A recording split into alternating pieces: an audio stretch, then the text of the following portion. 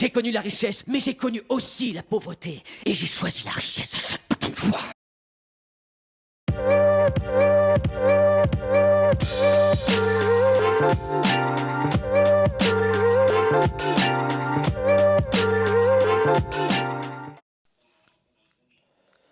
Et bonsoir à tous et bienvenue de nouveau sur la chaîne de l'Examen Crypto. Nous sommes toujours le mercredi 6 août 2025, actuellement il est 17h10. On va faire le point cette fin de journée sur la situation du Bitcoin. On va voir ensemble qu'il y a du changement par rapport à ce matin. On est de nouveau en train de retester le point pivot. Allez, on s'installe et on démarre ce flash spécial. Bien évidemment, je rappelle à tout le monde que tout ce que je vais dire n'est en aucun cas un conseil financier. C'est à vous de faire vos propres recherches. Et n'oubliez pas que le trading de crypto comporte les risques de perte partielle ou majeure. On démarre avec ce Bitcoin. Alors vous le savez, hein, c'est un flash spécial. Donc là, on va droit au but, directement analyse technique. Mais vous le savez, quand c'est le matin, j'analyse en général les news, les actualités, les indicateurs. Là, on se focalise vraiment sur la partie analyse technique dans ce flash spécial. Et regardez, une fois de plus, le Bitcoin est en train de retester le niveau clé. Je rappelle, le niveau clé se situe à 15 199 $. C'est le niveau clé qu'il faut absolument breaker si on veut que le Bitcoin puisse continuer de monter. Et comme vous pouvez le voir actuellement, pour l'instant, le Bitcoin n'y arrive pas. Vous la voyez, cette ligne, elle est là. Ça, c'est notre résistance. Et donc, effectivement, on est déjà venu tester cette ligne à plusieurs reprises, ici le 4 et le 5 août. Malheureusement, à aucun moment, enfin non, c'était surtout le 4 août, à aucun moment on a réussi à faire une cassure validée de ce niveau clé. Et donc pour l'instant, on est toujours en train de galérer pour le récupérer. Mais, quand même, on revient cette fois-ci avec plus de force. Je rappelle comment ça se passe. D'abord, on a une résistance. Si on arrive à casser cette résistance en one shot, bon bah c'est cassé, c'est cassé. Mais vous savez que souvent, on ne casse pas une résistance en one shot. Souvent, on vient tester une résistance, elle nous rejette, et on revient la retester plus tard. Eh bien, c'est exactement ce qu'on a connu. On est venu la tester une première fois ici, on a été rejeté, et on est en train de la retester. Et le fait de faire ce type de configuration, eh bien, qu'est-ce que ça nous forme? Tout simplement, ça nous forme le pattern en double bottom, qui est un pattern de retest justement d'un niveau clé. On teste à deux reprises un niveau clé. La première fois, ça foire. La deuxième fois, on revient avec plus de force pour augmenter sa probabilité de cassure. Alors encore une fois, c'est un jeu de probabilité. Ça ne veut pas dire que ça va breaker à 100%. C'est pas parce qu'on a un double bottom que ça y est, c'est to the moon. On a déjà vu souvent des double bottom s'invalider.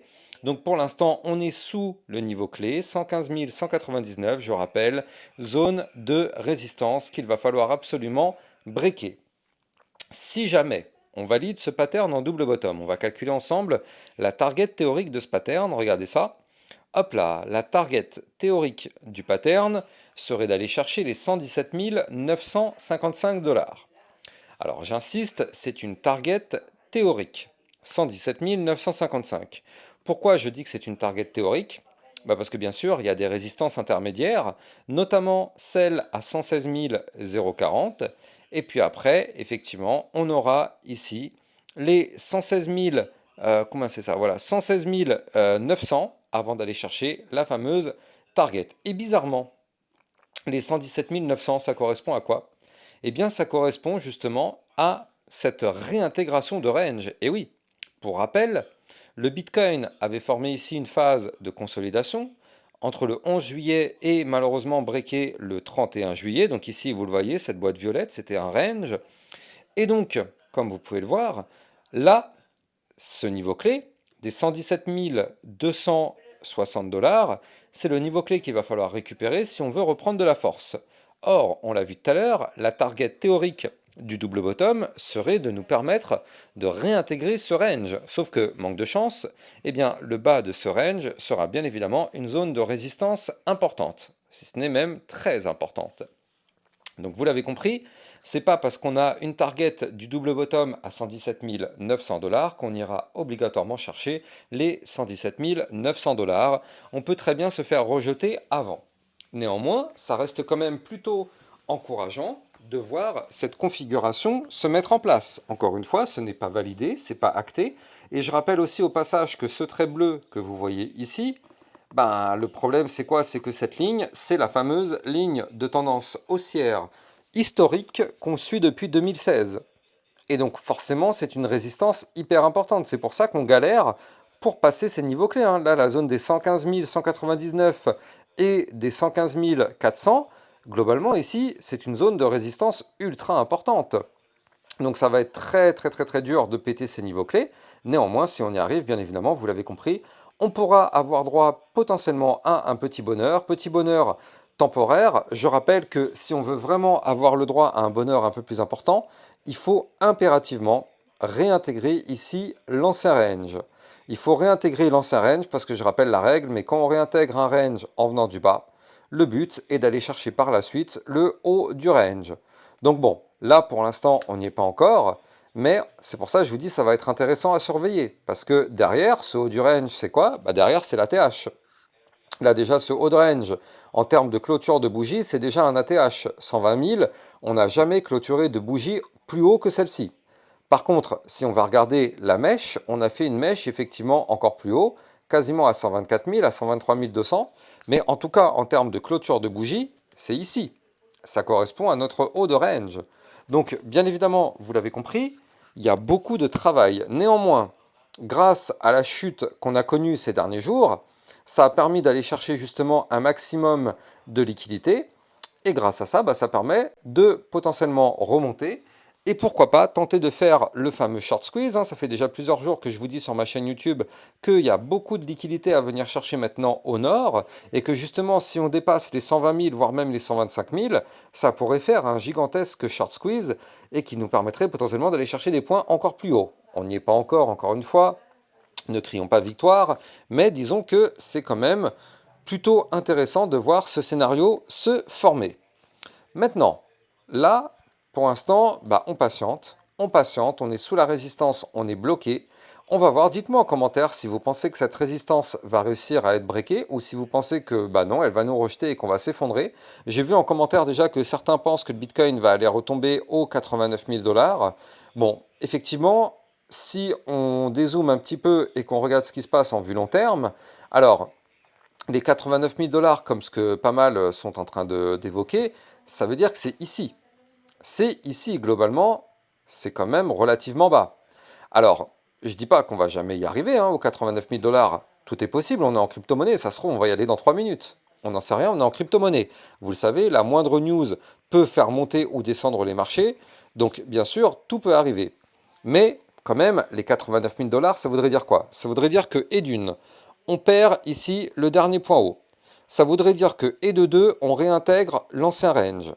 Ça voudrait dire que, et de 3, on perd le milieu de l'ancien range, qui est une zone de support importante, à 98 000 $, et ça voudrait dire qu'on casse ce range par le bas. Alors, encore une fois, tout est possible. Tout est possible. Ça semble compliqué, mais tout est possible. Je rappelle, effectivement, même si je ne partage pas cet avis, mais je rappelle tout de même, il faut le noter, on a une gigantesque divergence baissière, hein. En vue hebdomadaire, elle est là, hein, on l'avait déjà évoqué, elle est toujours là, elle est toujours menaçante, cette divergence baissière. Donc effectivement, pour l'instant, il est vrai que c'est difficile de se dire qu'on peut retomber encore plus fort, mais tout de même, il faut quand même le noter, on a une gigantesque divergence baissière du côté du RSI. Donc cette divergence baissière, bien évidemment, si elle s'active, elle risque de faire chuter le Bitcoin. Est-ce qu'on ira chercher les 89 000? J'en sais rien. Mais effectivement, ce qui est sûr, c'est que si on active cette divergence baissière, le Bitcoin va continuer de chuter. Bon, pour l'instant, je vous rassure, ce n'est pas le cas. Mais il faut quand même la garder en tête parce que effectivement, elle est bel et bien là. On ne peut pas faire comme si ça n'existe pas parce qu'on le sait que ça existe. Et bien évidemment, il faut s'en méfier. Néanmoins, pour l'instant, le Bitcoin continue de nous gâter avec des points hauts de plus en plus hauts, des points bas de plus en plus hauts. Pour l'instant, on est sur une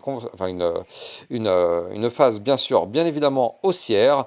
Et même si on a eu un retracement ces derniers jours, ça reste bien évidemment une belle configuration haussière pour le moment. Donc on va continuer de surveiller tout ça. Allez, je vous propose d'aller jeter un coup d'œil du côté de la crypto-monnaie Solana, le Sol. Qu'est-ce qui se passe sur le Solana? Eh bien, il se passe des choses intéressantes. Il se passe des choses intéressantes parce que vous le savez, quand le Bitcoin fait quelque chose, en général, c'est répercuté sur les crypto-monnaies. Eh bien, regardez, qu'est-ce qu'on voit sur le Solana?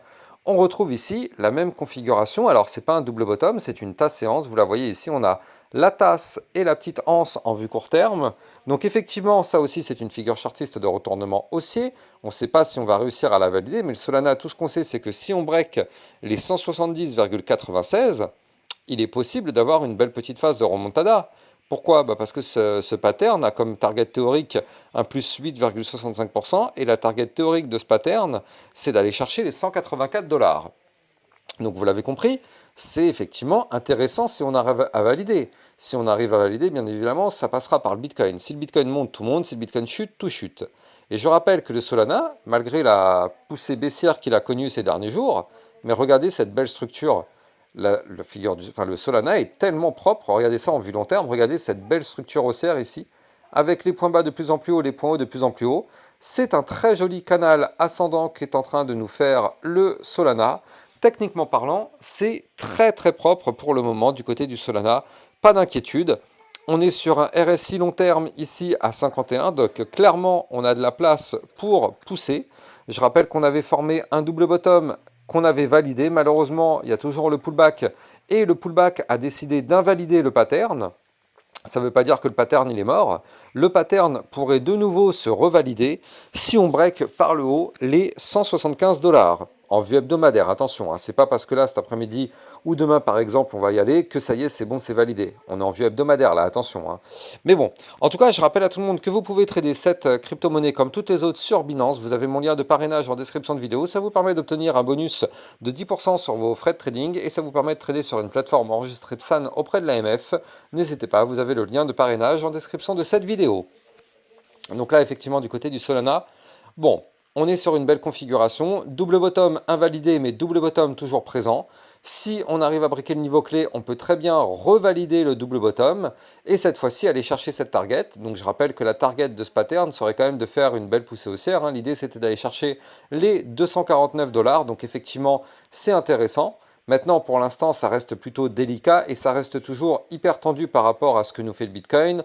Tout dépend, bien évidemment, du Bitcoin. Quand le Bitcoin décide de pousser, tout pousse avec lui. Mais quand même, du côté du Solana, on va surveiller vraiment cette figure chartiste parce que c'est bullish, hein, tout ça quand même. C'est bullish. Est-ce qu'on va valider? J'en sais rien. Pardon, j'en sais rien. Mais c'est quand même hyper bullish.